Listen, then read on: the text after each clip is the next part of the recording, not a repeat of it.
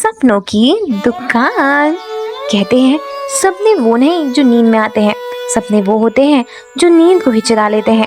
आज की कहानी है एक छोटे से बच्चे की, एक मामूली सी दुकान की और उसके सपने जो उसने पूरे दुनिया से बदल दिया। ये कहानी है 12 साल के अर्जुन की, जो अपने पापा के साथ एक छोटी सी स्टेशनरी का दुकान चलाता था। दुकान का नाम था सपनों की दुकान।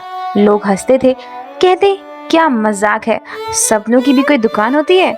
लेकिन अर्जुन और उसके पापा के लिए वो दुकान सिर्फ सामान बेचने की जगह नहीं थी, वो जगह थी एक पिता ने अपने बेटे को सपने पनप दे दिया था उसकी दुकान। अर्जुन का सपना था कि वो इंजीनियर बने, लेकिन हालात ऐसे थे कि स्कूल की फीस भरनी मुश्किल हो जाती थी। अर्जुन सुबह दुकान में बैठता, दोपहर में स्कूल जाता और शाम को होमवर्क करता, कई बार बिना बिजली बिना किताब, और उसने हार नहीं मानी। एक दिन उसके पापा ने पूछा, बेटा इतनी मेहनत क्यों करते हो? अर्जुन ने मुस्कुराकर कहा, क्योंकि मेरी दुकान में नाम ही है सपनों का दुकान और मेरा सपना भी अधूरा है। एक बार दुकान में आग लग गई, सब कुछ जल गया, किताब, रजिस्टर, पेन और वो गुल्लक जिसमें अर्जुन से सालों से पैसे जमा कर रहा था। पूरा मोहल्ला इकट्ठा हुआ, सबने दुख जताया, लेकिन कोई मदद के लिए आगे नहीं आया। अर्जुन ने रोते हुए कहा, अब मेरा सपना कभी पूरा नहीं होगा।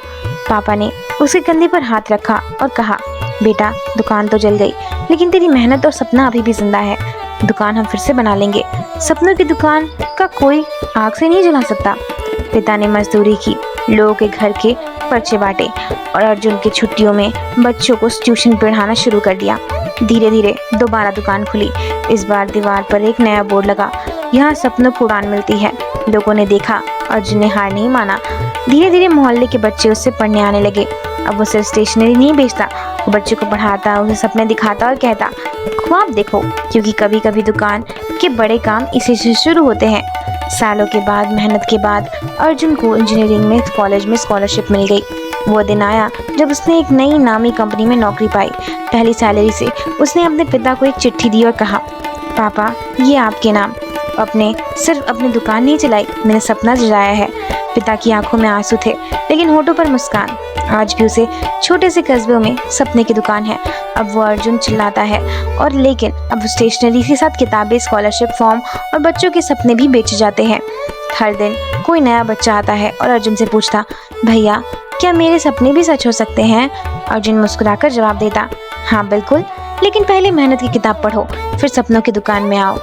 तो दोस्तों, इस कहानी से हमें यह सीख मिलती है कि सपनों की कोई उम्र नहीं होती, जगह नहीं होती या हालात नहीं होते।